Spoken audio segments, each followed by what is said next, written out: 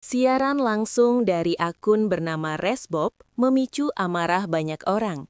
Ujaran bernuansa sara dan rasisme membuat suku Sunda dan fans bola bereaksi keras.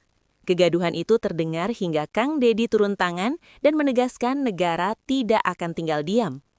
Resbob diburu massa, dilindungi tangis ibunya, lalu dihadapkan pada hukum. Namun ketika kata-kata berubah menjadi api yang hampir memecah persatuan, satu pertanyaan muncul. Apa langkah yang paling tepat untuk kasus Resbob ini? Halo semuanya, sebelum masuk ke cerita utama, yuk bantu support channel Risma Story HD dengan tekan tombol like, tulis pendapatmu di komentar, dan jangan lupa subscribe. Tonton sampai akhir, karena ada sesuatu yang gak boleh kamu lewatkan. Semoga kalian selalu diberikan kesehatan, umur panjang, dan rezeki yang berlimpah. Kalau kamu setuju, tulis amin di kolom komentar ya. Nama saya Reno.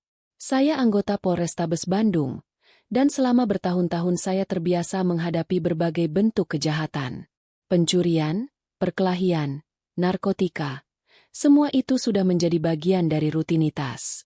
Saya selalu berpikir bahwa saya cukup mengenal wajah kejahatan. Namun pada suatu pagi, saya menyadari ada bentuk lain yang jauh lebih berbahaya, karena tidak melukai tubuh, tetapi menyulut amarah banyak orang sekaligus. Hari itu dimulai seperti biasa. Udara Bandung masih dingin, jalanan belum sepenuhnya padat, dan kopi di meja kerja saya belum sempat saya sentuh. Ponsel saya bergetar tanpa henti. Grup internal kepolisian ramai dengan potongan video dan tangkapan layar. Saya membuka salah satunya dan langsung memahami mengapa suasana kantor mendadak berubah tegang.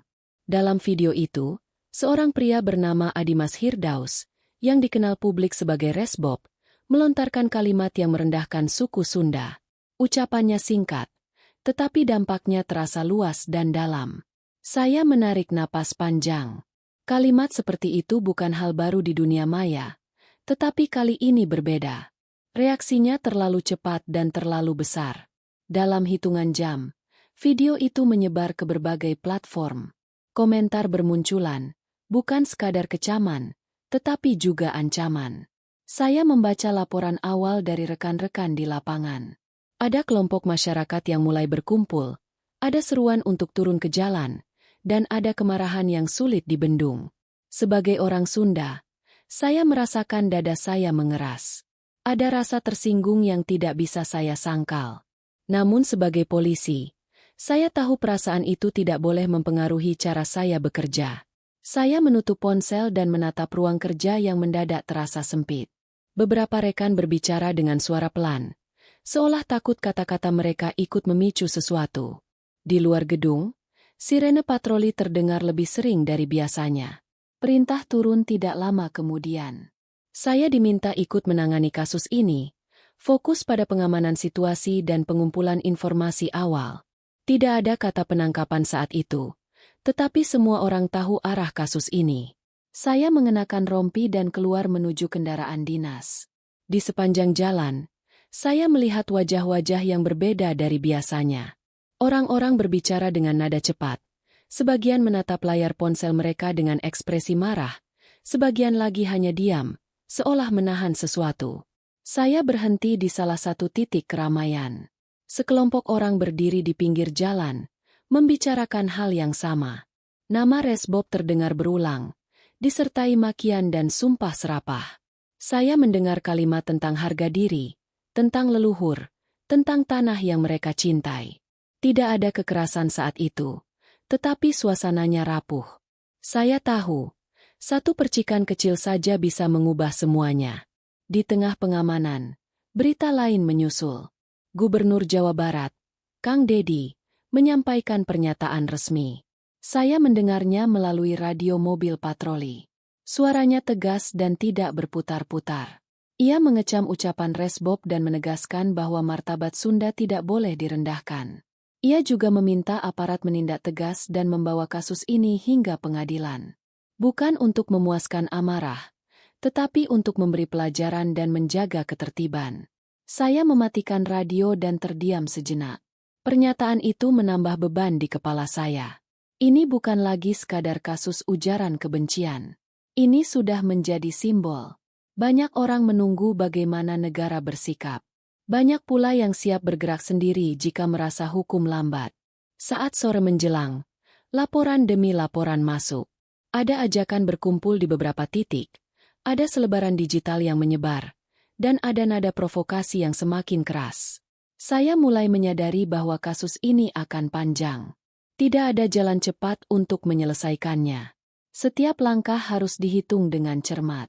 Dalam perjalanan kembali ke kantor, saya melihat Bandung dari balik kaca mobil. Kota ini biasanya terasa ramah, penuh senyum dan sapaan ringan. Hari itu, kota yang sama terasa tegang, seolah menunggu sesuatu terjadi. Saya bertanya pada diri sendiri, apakah saya siap menghadapi apa yang akan datang? Saya adalah penegak hukum, tetapi saya juga bagian dari masyarakat yang sedang terluka. Malam itu, sebelum pulang, saya duduk sendirian di ruang kerja. Saya membuka kembali laporan awal dan menatap nama Resbob di layar. Saya tahu tugas saya jelas, menegakkan hukum tanpa pandang bulu. Namun saya juga tahu, setiap keputusan yang saya ambil nanti tidak hanya berdampak pada satu orang, tetapi pada banyak pihak. Di sanalah saya menyadari, kasus ini akan menguji saya bukan hanya sebagai polisi, tetapi sebagai manusia. Pagi berikutnya saya datang ke kantor lebih awal dari biasanya. Udara masih lembab, tetapi suasana di dalam gedung sudah panas oleh percakapan yang tidak pernah benar-benar berhenti. Semua orang membicarakan hal yang sama, tetapi dengan sudut pandang berbeda. Ada yang marah, ada yang khawatir, dan ada pula yang memilih diam sambil menunggu perintah lanjutan. Saya langsung menuju ruang briefing dan membuka catatan laporan semalam. Jumlah titik kerumunan bertambah, begitu juga pesan provokatif yang beredar di media sosial. Saya mendapat tugas turun ke lapangan untuk memantau situasi di beberapa wilayah yang dianggap rawan. Kali ini bukan sekadar patroli biasa. Setiap langkah harus diambil dengan hati-hati karena kesalahan kecil bisa memicu reaksi berantai. Saat kendaraan bergerak, radio komunikasi tidak pernah sepi. Laporan datang silih berganti, sebagian berisi fakta, sebagian lagi hanya kekhawatiran warga yang merasa tidak aman. Di salah satu persimpangan utama, saya berhenti dan turun dari mobil. Beberapa orang berdiri berkelompok, membicarakan video yang sama. Nada bicara mereka keras, tetapi masih terkendali. Saya mendekat tanpa seragam lengkap agar tidak memancing emosi. Saya hanya mendengar, mencoba memahami apa yang sebenarnya mereka rasakan. Dari percakapan itu, saya tahu kemarahan mereka bukan sekadar soal satu ucapan. Ini tentang perasaan diremehkan, tentang luka lama yang kembali terbuka. Seorang pria paruh baya berbicara dengan nada gemetar. Ia mengatakan bahwa ucapan Resbob bukan hanya menghina, tetapi menyentuh identitas mereka sebagai orang Sunda. Yang lain mengangguk setuju. Saya melihat kemarahan itu nyata, bukan dibuat-buat. Saya juga melihat bagaimana kemarahan yang sama bisa berubah menjadi sesuatu yang berbahaya jika dibiarkan. Saya kembali ke mobil dengan kepala penuh pikiran. Di sepanjang jalan, spanduk kecil mulai muncul. Tidak semuanya bernada ancaman, tetapi jelas menunjukkan kekecewaan. Saya mencatat lokasi dan melaporkannya ke pusat. Bagi saya, detail kecil seperti itu penting. Kerusuhan besar seringkali dimulai dari hal-hal yang terlihat sepele. Menjelang siang, situasi semakin padat. Laporan menyebutkan ada rencana aksi spontan di beberapa titik. Saya ikut mengamankan salah satunya. Kerumunan mulai terbentuk, suara teriakan terdengar, dan emosi naik perlahan. Saya berdiri di garis depan bersama rekan-rekan, berusaha menjaga jarak dan menenangkan situasi. Kami tidak membawa senjata lengkap, hanya perlengkapan standar pengendalian massa. Pesannya jelas, jangan memancing konflik. Di tengah kerumunan itu, saya mendengar kata-kata yang membuat saya terdiam. Ada yang menyebut bahwa jika hukum tidak bertindak, mereka akan bergerak sendiri. Kalimat itu sederhana, tetapi berat.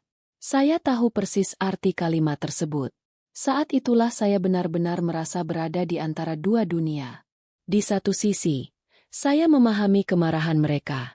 Di sisi lain, saya tahu akibat jika semua orang mengambil keadilan dengan caranya sendiri. Saya mencoba berbicara dengan beberapa perwakilan massa. Saya memperkenalkan diri dan menjelaskan bahwa proses hukum sedang berjalan. Tidak semua percaya, tetapi sebagian mau mendengar. Saya tidak menjanjikan apapun selain satu hal. Kasus ini tidak akan diabaikan. Saya melihat keraguan di mata mereka, tetapi juga secercah harapan bahwa negara tidak sepenuhnya diam. Sore hari, saya menerima kabar bahwa tekanan di media sosial semakin besar. Nama Resbob menjadi topik utama, disertai berbagai narasi yang saling bertabrakan. Ada yang menuntut hukuman berat, ada yang menyerukan kekerasan, dan ada pula yang mencoba menenangkan suasana. Semua bercampur tanpa kendali. Saya menyadari bahwa medan pertempuran kali ini bukan hanya di jalanan, tetapi juga di ruang digital. Saat matahari mulai turun, saya kembali ke kantor untuk evaluasi. Wajah-wajah lelah terlihat di mana-mana. Tidak ada yang benar-benar puas dengan kondisi hari itu.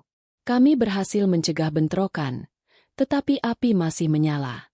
Saya duduk mendengarkan laporan dari rekan lain yang menghadapi situasi serupa di tempat berbeda. Polanya sama, kemarahan ada di mana-mana, hanya menunggu pemicu. Dalam perjalanan pulang, saya memikirkan posisi saya dalam kasus ini. Saya bukan hanya petugas yang menjalankan perintah. Saya juga orang Sunda yang tumbuh dengan nilai saling menghormati. Saya merasa terluka oleh ucapan Resbob, tetapi saya tidak ingin luka itu berubah menjadi kekerasan. Saya tahu tugas saya ke depan akan semakin berat.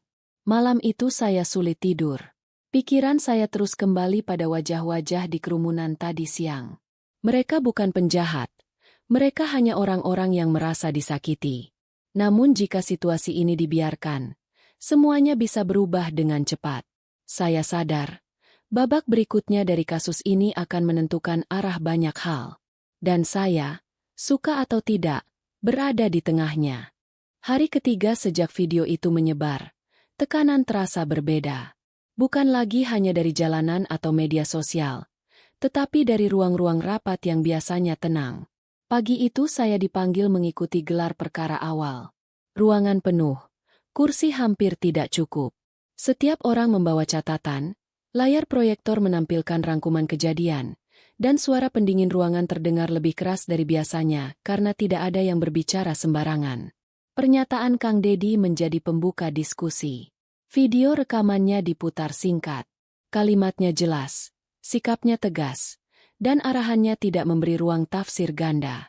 Kasus ini harus berjalan sesuai hukum hingga pengadilan. Tidak ada toleransi untuk ujaran yang melukai martabat kelompok manapun. Saya memperhatikan wajah-wajah di ruangan. Ada yang mengangguk setuju, ada yang menatap layar dengan rahang mengeras. Semua paham, beban kerja kami bertambah, dan sorotan publik akan semakin tajam. Tugas saya diperluas. Selain pengamanan lapangan, saya diminta terlibat dalam penelusuran jejak digital dan pengumpulan keterangan awal terkait Resbob. Bukan untuk mempercepat penangkapan, tetapi memastikan setiap langkah punya dasar yang kuat. Saya menyadari satu hal, kesalahan prosedur sekecil apapun bisa dipelintir menjadi alasan untuk memperkeruh keadaan. Siang hari saya duduk bersama tim siber. Layar-layar menampilkan alur penyebaran video, potongan unggahan, dan percakapan yang memicu reaksi berantai. Saya melihat bagaimana satu kalimat bisa berpindah tangan, berubah makna, lalu menjadi bahan bakar kemarahan. Di titik ini, saya paham bahwa melawan kebencian tidak cukup dengan satu tindakan hukum. Namun hukum tetap harus menjadi tulang punggung. Sore menjelang ketika saya menerima panggilan dari atasan langsung. Ia berbicara singkat dan lugas. Tekanan dari berbagai pihak meningkat. Ada permintaan agar aparat bertindak cepat. Ada pula yang mengingatkan soal stabilitas. Saya hanya menjawab seperlunya. Dalam hati, saya tahu kecepatan tanpa ketepatan hanya akan menambah masalah. Di luar kantor, situasi masih fluktuatif. Saya kembali turun ke lapangan, kali ini ke wilayah yang semalam relatif tenang. Ketika saya tiba, suasana berubah. Orang-orang berkumpul lebih rapi, membawa poster dengan pesan yang lebih terstruktur. Tidak ada teriakan liar, tetapi nada tuntutan terasa jelas. Saya berbicara dengan koordinator lapangan mereka. Ia menyampaikan satu hal berulang. Mereka ingin kepastian, bukan janji. Saya menjelaskan proses yang sedang berjalan tanpa detail berlebihan. Saya menekankan bahwa negara hadir dan kasus ini tidak ditutup-tutupi. Beberapa orang terlihat lega, sebagian masih ragu. Saya tidak memaksa mereka percaya. Kepercayaan harus dibangun dengan tindakan, bukan kata-kata. Menjelang malam, kabar lain beredar. Ada pihak yang mencoba memanfaatkan situasi untuk kepentingan sendiri. Isu baru disebarkan, narasi dipelintir, dan kemarahan diarahkan ke sasaran yang salah. Saya membaca laporan itu dengan perasaan campur aduk. Disinilah pekerjaan kami menjadi rumit. Kami bukan hanya mengejar pelaku awal, tetapi juga harus menahan gelombang yang datang setelahnya. Saya kembali ke kantor dan menyusun laporan harian. Saya menuliskan apa yang saya lihat dan dengar, tanpa bumbu. Di bagian akhir, saya menambahkan catatan pribadi, singkat tetapi jujur, bahwa kasus ini menyentuh identitas banyak orang dan membutuhkan ketegasan sekaligus kehati-hatian. Saya tahu catatan itu akan dibaca banyak pihak, dan saya siap mempertanggungjawabkannya. Sebelum pulang, saya duduk sendirian beberapa menit. Saya memikirkan pernyataan Kang Dedi yang terus terngiang. Tegas, tetapi tidak mengajak balas dendam. Saya menyadari itulah garis yang harus kami jaga. Menegakkan hukum tanpa menyulut api baru. Di perjalanan pulang, kota terlihat lebih ramai dari biasanya meski hari sudah gelap. Saya melihat orang-orang masih berkumpul di warung kopi, membicarakan hal yang sama. Tidak ada lagi rasa dingin pagi hari pertama. Yang ada adalah ketegangan yang terorganisir. Saya tahu, hari-hari ke depan tidak akan lebih mudah. Malam itu, saya menyiapkan diri secara mental. Saya membaca ulang berkas, mencatat hal-hal penting, dan menghubungi beberapa kontak yang mungkin membantu penelusuran. Saya tidak tahu kapan titik balik akan datang, tetapi saya yakin satu hal. Kasus ini menuntut saya untuk berdiri lurus, tidak condong kemanapun selain pada hukum. Dan ketika saatnya tiba, keputusan yang saya ambil harus bisa saya pertanggungjawabkan, bukan hanya di hadapan atasan, tetapi juga di hadapan diri saya sendiri. Hari berikutnya dimulai dengan perasaan waspada yang tidak saya rasakan sebelumnya. Bukan karena ancaman langsung, tetapi karena ketidakpastian. Kota ini tampak berjalan seperti biasa. Kendaraan melintas, toko buka, orang berangkat kerja. Namun di balik rutinitas itu, ada ketegangan yang terasa jelas. Saya bisa merasakannya sejak turun dari kendaraan dan melangkah masuk ke kantor. Briefing pagi berlangsung singkat, tetapi padat. Fokus kami bergeser. Jika sebelumnya perhatian tertuju pada pengamanan massa, kini penekanan ada pada pelacakan keberadaan Resbob. Informasi awal menunjukkan ia tidak lagi berada di lingkungan yang biasa. Jejak digitalnya mulai menghilang, unggahan terakhirnya terputus, dan beberapa akun yang terhubung dengannya mendadak senyap. Bagi kami, itu tanda bahwa ia sadar situasi telah berbalik arah. Saya bergabung dengan tim kecil untuk menelusuri pergerakan terakhirnya. Kami tidak berburu secara terbuka. Setiap langkah harus senyap dan terukur. Saya mengunjungi beberapa lokasi yang diduga pernah ia datangi, berbicara dengan orang-orang yang mengenalnya secara tidak langsung. Banyak yang enggan bicara, bukan karena melindungi, tetapi karena takut terseret. Nama Resbob sudah terlanjur menjadi beban. Di salah satu tempat, saya duduk cukup lama bersama seorang pemilik warung. Ia mengenali foto yang saya tunjukkan, tetapi ragu menjawab. Setelah saya yakinkan bahwa kami hanya mencari keterangan, ia mulai berbicara pelan. Resbob, katanya, belakangan terlihat gelisah. Ia sering menatap ponsel, jarang bicara, dan pergi tanpa pamit. Dari nada suaranya, saya tahu cerita itu bukan karangan. Di luar, laporan masuk terus berdatangan. Beberapa titik yang sebelumnya panas mulai tenang, tetapi bukan berarti aman. Masa tidak bubar, hanya menunggu. Saya memahami pola ini. Ketika orang diam, biasanya mereka sedang menimbang langkah berikutnya. Tugas kami adalah memastikan tidak ada alasan bagi mereka untuk bergerak dengan cara yang salah. Sore hari, Saya mendapat kabar bahwa ada upaya provokasi baru yang menyasar aparat.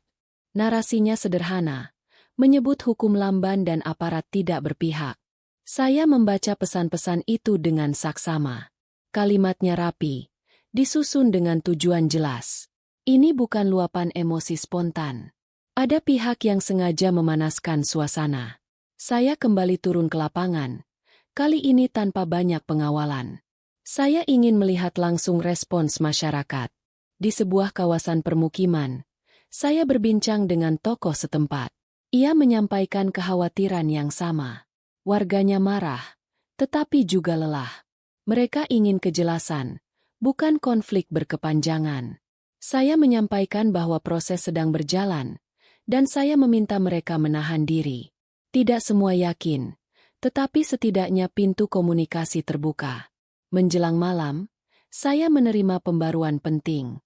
Ada petunjuk baru mengenai lokasi Resbob, meski belum cukup kuat untuk tindakan langsung. Saya mencatatnya dan menyerahkannya kepada tim. Di saat yang sama, saya merasakan tekanan pribadi semakin besar. Setiap informasi yang saya pegang terasa berat, seolah menuntut keputusan cepat. Saya pulang lebih larut dari biasanya. Di perjalanan, saya melihat patroli berjajar di beberapa titik. Lampu biru berkelip, bukan untuk menakut-nakuti, tetapi sebagai tanda kehadiran. Saya tahu, kehadiran itu penting untuk menjaga kepercayaan, meski hasil akhirnya belum terlihat. Di rumah, saya tidak langsung beristirahat. Saya membuka catatan pribadi dan menuliskan hal-hal yang tidak masuk laporan resmi. Tentang percakapan singkat, tentang ekspresi orang-orang, tentang rasa gelisah yang sulit dijelaskan. Saya menulisnya agar tidak hilang, agar saya ingat bahwa di balik semua ini ada manusia dengan emosi nyata. Malam itu, saya kembali memikirkan pernyataan Kang Dedi yang menuntut ketegasan. Saya sepakat dengan arah itu. Tetapi saya juga tahu ketegasan tanpa kesiapan bisa berujung salah langkah. Saya berjanji pada diri sendiri untuk tidak terburu-buru. Kasus ini harus diselesaikan dengan kepala dingin, meski tekanan terus datang. Saat akhirnya saya berbaring, rasa lelah baru benar-benar terasa. Namun tidur tidak datang dengan mudah. Pikiran saya dipenuhi kemungkinan. Jika Resbob ditemukan, apa yang akan terjadi di luar sana? Jika kami salah langkah, apa dampaknya bagi kota ini? Di tengah semua itu, saya menyadari satu hal. Babak ini bukan tentang penangkapan, melainkan tentang menjaga agar keadaan tidak runtuh sebelum kebenaran benar-benar sampai ke permukaan. Hari kelima penanganan kasus ini membawa saya pada sisi yang tidak saya duga sejak awal. Jika sebelumnya saya berhadapan dengan massa, tekanan publik, dan kerja teknis lapangan, kali ini saya justru berhadapan dengan potongan-potongan kehidupan Resbob yang mulai tersusun perlahan. Informasi yang kami kumpulkan tidak lagi sekadar soal keberadaannya, tetapi tentang bagaimana ia tumbuh, hidup, dan akhirnya menjadi sosok yang memicu kemarahan banyak orang. Saya memulai hari dengan membaca berkas hasil penelusuran latar belakang. Tidak ada hal istimewa di sana. Ia bukan tokoh berpengaruh, bukan pula figur dengan jaringan besar. Ia tumbuh di lingkungan yang keras, berpindah-pindah tempat tinggal, dan jarang menetap lama di satu pekerjaan. Catatan pendidikan dan sosialnya biasa saja, bahkan cenderung terabaikan. Namun justru dari situ saya mulai memahami bahwa kasus ini tidak sesederhana satu video dan satu kalimat. Saya bertemu dengan seseorang yang pernah cukup dekat dengannya. Pertemuan itu dilakukan di tempat netral, tanpa seragam, tanpa tekanan. Orang itu bercerita dengan nada datar, seolah sedang mengulang kisah lama yang tidak ingin diingat. Resbob, katanya, sering merasa disudutkan. Ia mudah tersinggung, cepat bereaksi, dan terbiasa melampiaskan kemarahan lewat kata-kata. Lingkungan sekitarnya tidak pernah benar-benar menegur, justru sering memprovokasi. Saya mendengarkan tanpa menyela. Sebagai aparat, saya terbiasa mencari celah kesalahan. Namun sebagai manusia, saya tidak bisa menutup mata dari fakta bahwa banyak orang tumbuh tanpa pernah belajar mengelola emosi. Penjelasan itu tidak menghapus kesalahan Resbob, tetapi memberi konteks yang selama ini hilang dari kemarahan publik. Di perjalanan kembali ke kantor, saya berpikir panjang. Ada garis tipis antara memahami dan membenarkan. Saya tidak berniat melewatinya. Ujaran kebencian tetaplah pelanggaran, apapun latar belakangnya. Namun memahami proses yang membentuk pelaku bisa membantu mencegah kejadian serupa di masa depan. Pemikiran itu mulai mengendap di kepala saya. Siang hari, saya ikut rapat lanjutan dengan tim penyelidik. Saya menyampaikan temuan-temuan baru tanpa menambahkan opini pribadi. Reaksi beragam. Ada yang fokus pada percepatan penindakan. Ada yang setuju bahwa pendekatan ini perlu kehati-hatian ekstra. Saya memilih diam setelah menyampaikan laporan. Saya tahu, keputusan akhir bukan di tangan saya sendiri. Tekanan dari luar tidak berkurang. Pesan masuk terus berdatangan, baik dari masyarakat maupun pihak-pihak yang ingin tahu sejauh mana kasus ini berjalan. Saya belajar memilah mana yang perlu ditanggapi, mana yang cukup dicatat. Setiap jawaban yang keluar dari mulut saya bisa bergaung lebih luas dari yang saya bayangkan. Sore hari, saya kembali turun ke lapangan, kali ini ke wilayah yang relatif tenang. Saya ingin melihat bagaimana masyarakat yang tidak terlibat langsung memandang kasus ini. Beberapa orang menyampaikan kejenuhan. Mereka lelah dengan konflik, lelah dengan saling hujat, dan ingin kembali pada kehidupan normal. Saya menangkap pesan yang sama dari banyak wajah. Di balik kemarahan, ada keinginan besar untuk damai. Malam mulai turun ketika saya menerima kabar bahwa Resbob masih berpindah-pindah. Tidak panik, tetapi jelas menghindar. Informasi itu menguatkan dugaan bahwa ia mulai menyadari dampak perbuatannya. Saya tidak merasa puas mendengarnya. Justru sebaliknya, saya merasa waktu kami semakin sempit. Setiap hari berlalu tanpa kepastian bisa memicu hal yang tidak diinginkan. Saya kembali ke rumah dengan pikiran penuh. Di meja makan, saya duduk lama tanpa menyentuh apapun. Saya memikirkan kembali percakapan siang tadi, tentang lingkungan yang membentuk seseorang. Saya juga memikirkan wajah-wajah di jalanan, yang marah bukan karena ingin merusak, tetapi karena merasa direndahkan. Dua sisi ini bertabrakan di kepala saya tanpa solusi mudah. Malam itu saya menulis lebih banyak dari biasanya. Bukan laporan resmi, tetapi catatan pribadi. Saya menuliskan kegelisahan saya sebagai penegak hukum yang dituntut tegas, sekaligus sebagai manusia yang melihat kenyataan tidak selalu hitam dan putih. Saya sadar, pemahaman ini akan memengaruhi cara saya bertindak ke depan. Sebelum tidur, saya menatap langit-langit kamar dan menarik napas panjang. Saya tahu puncak dari semua ini belum datang. Babak paling berat masih menunggu. Namun satu hal sudah jelas bagi saya. Kasus ini bukan hanya tentang membawa seseorang ke hadapan hukum, tetapi tentang bagaimana hukum berdiri di tengah luka sosial tanpa ikut memperdalamnya. Dan saya, mau tidak mau, harus siap berdiri di titik itu. Hari itu dimulai dengan kabar yang langsung membuat saya berdiri dari kursi. Informasi yang kami tunggu akhirnya datang. Lokasi Resbob mulai mengerucut. Bukan alamat pasti, tetapi cukup untuk memberi arah jelas. Saya tidak merasakan kegembiraan seperti saat kasus lain hampir selesai. Yang ada justru ketegangan yang menekan dari dalam. Saya tahu, pertemuan ini akan menjadi titik penting, bukan hanya bagi kasus ini, tetapi juga bagi banyak orang di luar sana. Saya berangkat bersama tim kecil. Tidak ada sirene, tidak ada pengawalan berlebihan. Semua dilakukan senyap. Sepanjang perjalanan, saya lebih banyak diam. Pikiran saya dipenuhi kemungkinan. Bagaimana jika ia melawan? Bagaimana jika masa lebih dulu mengetahui lokasinya? Bagaimana jika satu kesalahan kecil memicu kekacauan yang lebih besar? Semua skenario itu berputar tanpa henti. Kami berhenti di area yang jauh dari keramaian. Lingkungannya tenang, bahkan terlalu tenang untuk seseorang yang sedang diburu publik. Saya turun dari kendaraan dan mengamati sekitar. Tidak ada tanda-tanda mencurigakan.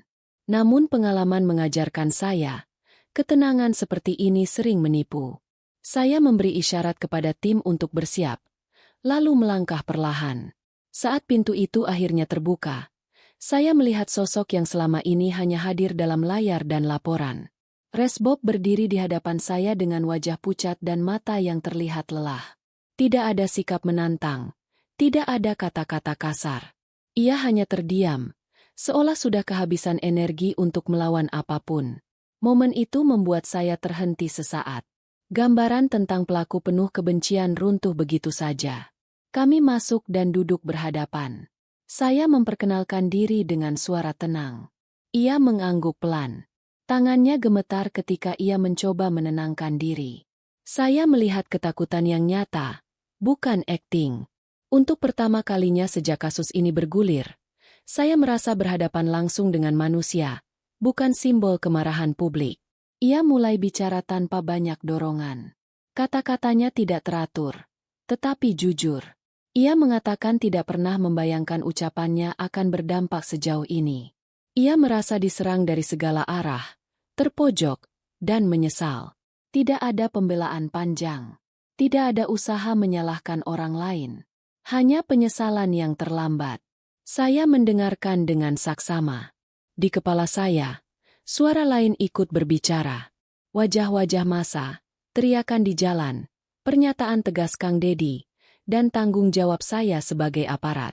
Semua hadir bersamaan. Saya sadar, simpati tidak boleh mengaburkan tugas. Namun menutup mata terhadap kenyataan di depan saya juga bukan pilihan.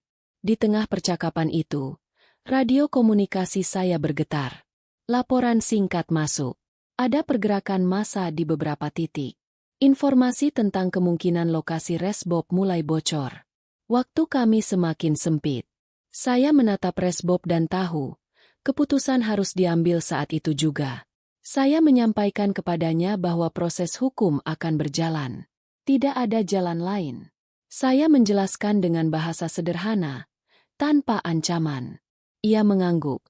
Kali ini lebih tegas. Ia mengatakan siap bertanggung jawab. Kalimat itu terdengar sederhana, tetapi berat. Saya tidak tahu apakah ia sepenuhnya memahami konsekuensinya, tetapi setidaknya ia tidak lagi lari.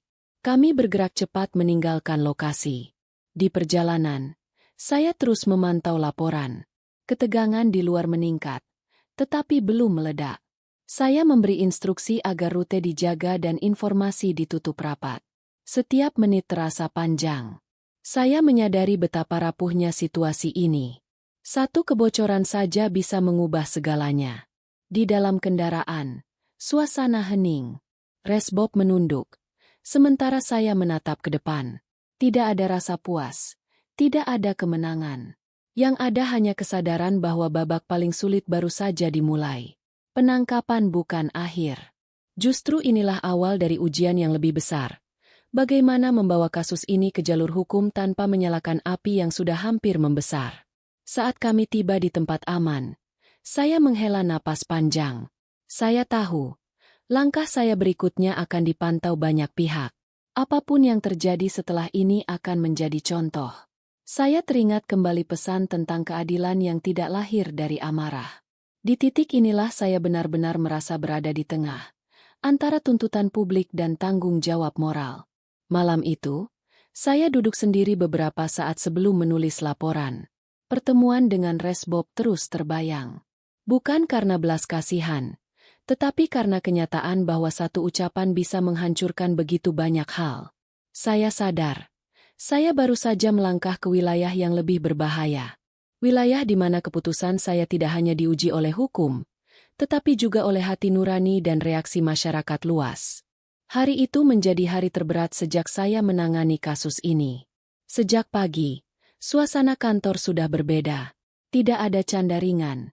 Tidak ada obrolan basa-basi. Semua bergerak cepat, berbicara seperlunya, dan menatap layar dengan ekspresi tegang. Penangkapan Resbob sudah mulai bocor ke publik. Meski belum ada pernyataan resmi, informasi menyebar lebih cepat daripada yang kami perkirakan. Saya menerima laporan pertama saat masih berdiri di lorong. Massa mulai bergerak di beberapa titik. Tidak serempak, tetapi terkoordinasi oleh emosi yang sama. Tuntutan mereka satu. Resbob harus dihukum seberat-beratnya. Sebagian tidak lagi percaya pada proses. Mereka ingin melihat hasil, bukan mendengar penjelasan. Saya langsung menuju ruang kendali. Peta kota terpampang di layar besar, dengan tanda-tanda merah yang terus bertambah.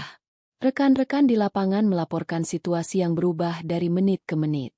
Teriakan mulai terdengar, dorongan kecil terjadi, dan suasana semakin panas. Saya tahu, kami sedang berada di ambang batas. Di tengah kesibukan itu, pernyataan Kang Dedi kembali terngiang di kepala saya. Ia menuntut ketegasan, tetapi juga tanggung jawab. Proses hukum harus berjalan terbuka dan adil. Kalimat itu terdengar sederhana, tetapi penerapannya di lapangan tidak semudah yang dibayangkan. Saya berada di posisi yang tidak memungkinkan kesalahan. Saya turun langsung ke salah satu titik yang paling padat. Saat tiba, suara teriakan menyambut saya. Wajah-wajah penuh amarah menghadap ke arah aparat. Ada yang berteriak menuntut keadilan, ada yang memaki, ada pula yang hanya diam dengan rahang mengeras. Saya berdiri di depan barisan, berusaha menjaga jarak agar situasi tidak meledak. Seorang perwakilan massa maju dan berbicara keras. Ia mempertanyakan komitmen kami, mempertanyakan apakah hukum benar-benar berpihak pada rakyat. Saya mendengarkan tanpa memotong. Ketika giliran saya bicara, saya memilih kata-kata dengan sangat hati-hati. Saya sampaikan bahwa Resbob sudah diamankan dan proses hukum berjalan. Tidak ada perlindungan. Tidak ada perlakuan khusus. Semua akan dibuka sesuai aturan. Reaksi mereka beragam. Ada yang meredakan suara, ada yang justru semakin marah. Di titik itu, dorongan dari belakang mulai terasa. Barisan kami bergeser sedikit. Saya memberi isyarat kepada rekan-rekan untuk tetap tenang. Satu langkah agresif bisa memicu kekacauan yang lebih besar. Di tengah kerumunan, saya melihat seorang ibu berdiri sambil menangis. Ia tidak berteriak, tidak mengumpat. Ia hanya berkata lirih bahwa ucapan Resbob menyakiti harga diri anak-anaknya. Kalimat itu menusuk lebih dalam daripada teriakan manapun. Saya sadar, kemarahan di depan saya bukan sekadar soal hukum, tetapi soal luka yang nyata. Situasi mencapai titik paling genting ketika ada upaya mendorong barikade. Suara semakin keras, dan emosi sulit dikendalikan. Saya mengambil keputusan cepat. Saya meminta pengeras suara dan berbicara langsung kepada massa. Saya sampaikan bahwa kekerasan hanya akan merusak tujuan mereka sendiri. Saya tegaskan bahwa pengadilan adalah tempat pertanggungjawaban, bukan jalanan. Beberapa detik terasa sangat panjang. Saya tidak tahu apakah kata-kata saya akan didengar atau tenggelam oleh amarah. Perlahan, dorongan berhenti. Tidak sepenuhnya tenang, tetapi cukup untuk mencegah bentrokan. Saya menghela napas tanpa sadar. Ini belum selesai, tetapi setidaknya api tidak membesar. Di saat yang sama, tekanan datang dari dalam. Ada pihak yang mendesak agar proses dipercepat. Ada pula yang mengingatkan risiko keamanan. Saya harus berdiri di tengah, menahan dua arus yang sama-sama kuat. Saya kembali ke kantor dengan tubuh lelah dan pikiran penuh beban. Malam itu, saya menemui Resbob kembali untuk proses lanjutan. Wajahnya semakin pucat. Ia sudah mendengar keramaian di luar, meski tidak tahu detailnya. Ia menunduk ketika saya menjelaskan situasi. Untuk pertama kalinya, ia benar-benar menyadari besarnya dampak dari perbuatannya. Saya mengatakan kepadanya bahwa satu-satunya jalan adalah bertanggung jawab secara terbuka. Mengakui kesalahan dan menghadapi proses hukum. Tidak ada jalan pintas. Tidak ada perlindungan. Ia diam lama sebelum akhirnya mengangguk. Tidak ada kata-kata dramatis. Hanya satu kalimat singkat bahwa ia siap menjalani semuanya. Saat saya meninggalkannya, perasaan saya campur aduk. Saya tidak merasa menang. Juga tidak merasa kalah. Saya hanya merasa sangat lelah. Di luar, kota masih berisik, meski tidak lagi meledak. Saya tahu, puncak konflik sudah kami lewati, tetapi dampaknya masih akan terasa lama. Malam semakin larut ketika saya duduk sendirian di ruang kerja. Saya menyadari bahwa hari ini akan menjadi titik balik. Apa yang kami lakukan akan dikenang. Entah sebagai keberhasilan menjaga ketertiban atau sebagai kegagalan memahami luka masyarakat. Saya hanya berharap, keputusan yang saya ambil hari ini cukup kuat untuk menahan keduanya agar tidak saling menghancurkan. Hari-hari setelah kericuhan itu terasa berjalan lebih lambat. seolah kota sedang belajar bernapas kembali. Saya menjalani rutinitas baru yang tidak kalah berat, mengawal proses hukum agar berjalan rapi dan terbuka. Tidak ada lagi teriakan di jalan, tetapi tekanan masih ada, berpindah bentuk menjadi sorotan dan tuntutan agar semua dilakukan dengan benar. Saya menyadari, kesalahan kecil pada tahap ini bisa mengembalikan situasi ke titik paling berbahaya. Saya mendampingi proses pemeriksaan lanjutan. Resbob duduk di ruang yang sama, kali ini dengan sikap berbeda. Ia tidak lagi gelisah seperti saat pertama diamankan.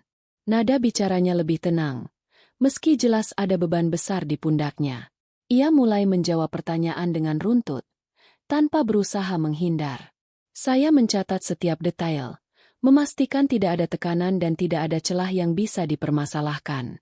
Di luar ruang pemeriksaan, rekan-rekan menyampaikan perkembangan situasi publik. Nada percakapan di media sosial berubah.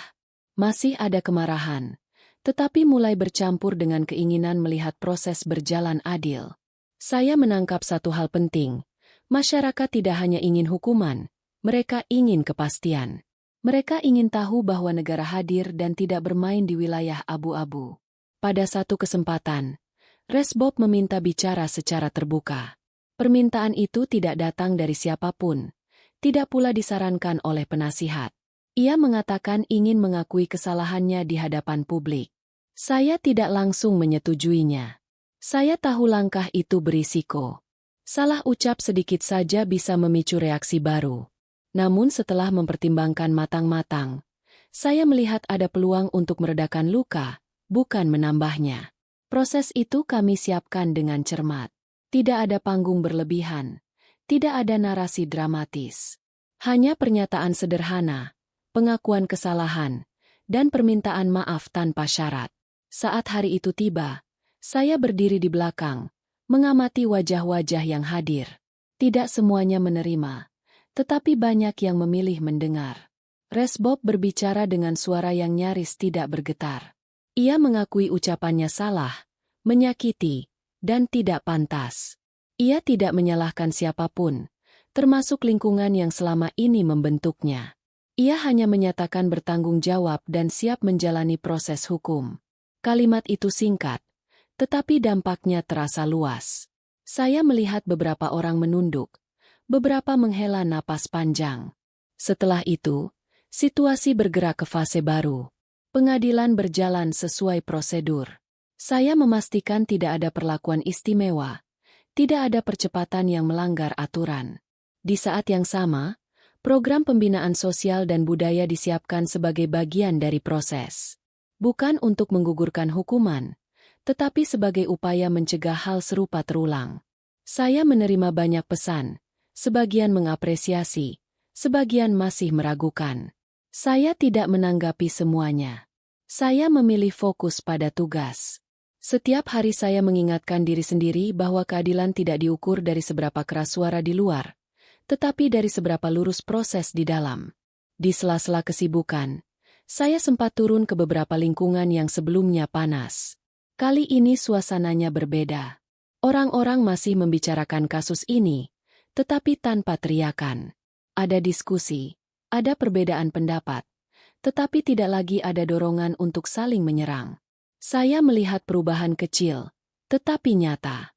Bagi saya, itu lebih berarti daripada klaim keberhasilan apapun. Pada satu malam, saya duduk lama di ruang kerja, menatap berkas yang mulai menipis. Saya teringat kembali awal kasus ini, ketika video itu pertama kali saya lihat. Perjalanan dari titik itu sampai hari ini terasa panjang. Saya tidak menganggap semuanya selesai, tetapi setidaknya arah sudah jelas. Saya tahu, tidak semua orang akan puas. Luka sosial tidak sembuh hanya dengan satu pengakuan dan satu proses hukum. Namun saya juga tahu, membiarkan luka itu terbuka tanpa penanganan akan jauh lebih berbahaya. Di titik ini, saya memilih percaya bahwa langkah yang kami ambil adalah yang paling bertanggung jawab. Saat saya meninggalkan kantor malam itu, kota terlihat lebih tenang. Lampu jalan menyala seperti biasa. Kendaraan melintas tanpa suara sirene. Saya berjalan pelan menuju kendaraan, membawa perasaan lelah yang berbeda. Bukan lelah karena konflik, tetapi lelah karena menjaga keseimbangan. Saya menyadari, babak ini mengajarkan saya sesuatu yang tidak pernah saya dapatkan dari pelatihan manapun. Menegakkan hukum bukan hanya soal ketegasan, tetapi juga soal membaca situasi, memahami emosi, dan berani membuka ruang perubahan tanpa mengorbankan keadilan. Dan saya tahu, pelajaran ini akan saya bawa jauh setelah kasus ini benar-benar selesai. Beberapa waktu setelah proses pengadilan berjalan, suasana kota terasa berbeda. Bukan karena semuanya sudah pulih, tetapi karena ketegangan yang dulu menempel di setiap sudut perlahan mengendur. Saya masih menjalani rutinitas yang sama, datang pagi, pulang malam, memeriksa laporan, dan turun ke lapangan jika dibutuhkan. Namun beban di kepala tidak lagi seberat sebelumnya. Ada ruang untuk berpikir, bukan sekadar bereaksi. Kasus Resbob masih menjadi pembicaraan, tetapi nadanya berubah. Di kantor, diskusi tidak lagi dipenuhi kekhawatiran akan kericuhan. Fokus kami beralih pada pengawalan proses lanjutan dan memastikan tidak ada dampak susulan yang terlewat. Saya terlibat dalam beberapa pertemuan evaluasi, membahas apa yang berhasil dan apa yang perlu diperbaiki. Tidak ada tepuk tangan, hanya catatan dan kesimpulan yang jujur. Saya menyempatkan diri kembali ke beberapa wilayah yang dulu menjadi titik panas. Kali ini saya datang tanpa rompi pengaman dan tanpa pengawalan khusus. Saya ingin melihat sendiri bagaimana masyarakat menjalani hari-harinya.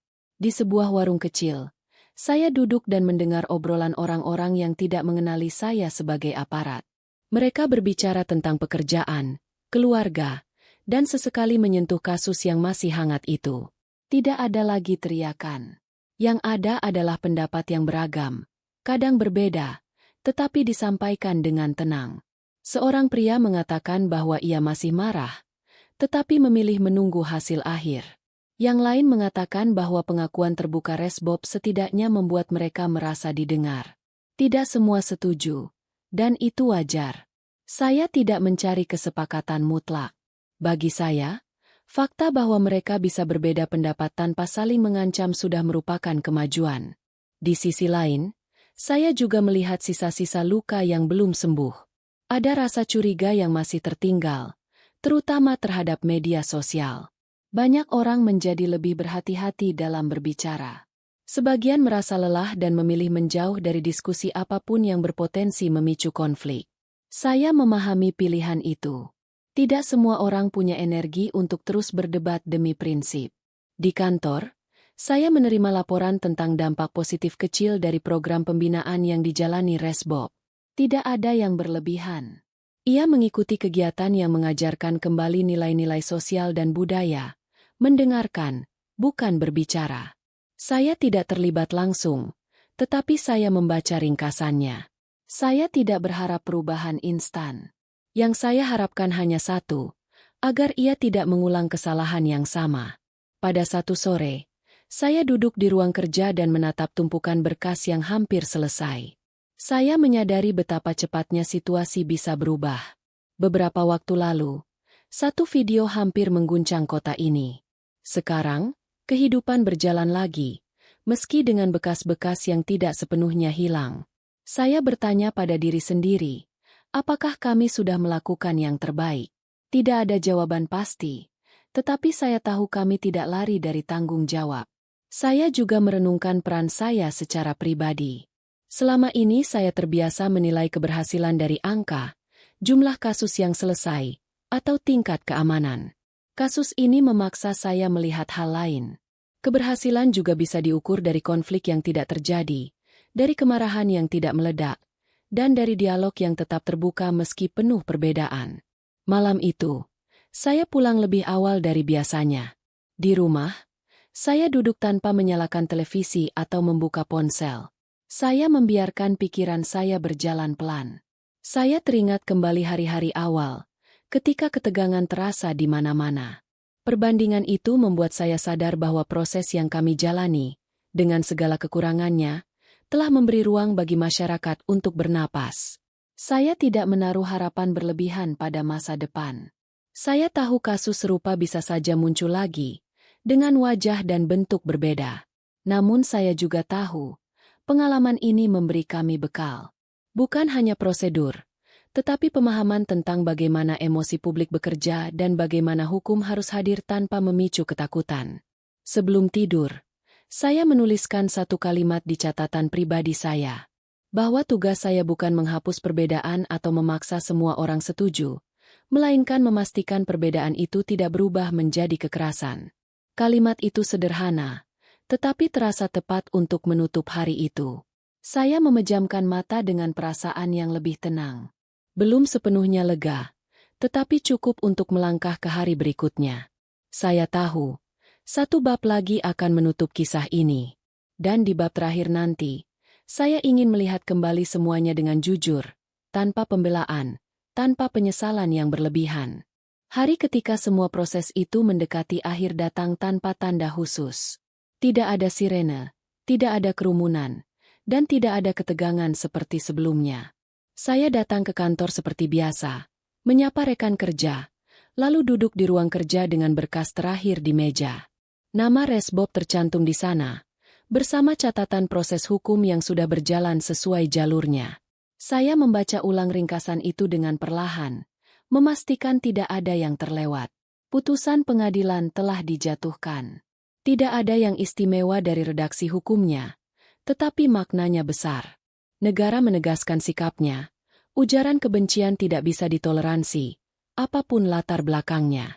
Pada saat yang sama, ruang pembinaan tetap diberikan. Bagi saya, keputusan itu mencerminkan keseimbangan yang sejak awal kami upayakan. Tidak sempurna, tetapi bertanggung jawab. Saya menerima beberapa pesan dari rekan dan kenalan. Sebagian menyampaikan lega, sebagian lain masih menyimpan keraguan. Saya tidak menanggapi semuanya. Saya tahu, tidak mungkin memuaskan semua pihak. Yang terpenting, proses ini tidak meninggalkan lubang yang bisa memicu konflik baru.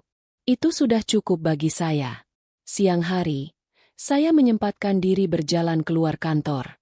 Saya ingin melihat kota ini tanpa agenda, tanpa laporan, tanpa kewajiban formal. Jalanan ramai seperti hari biasa. Orang-orang berjalan dengan tujuan masing-masing. Tidak ada yang memandang curiga.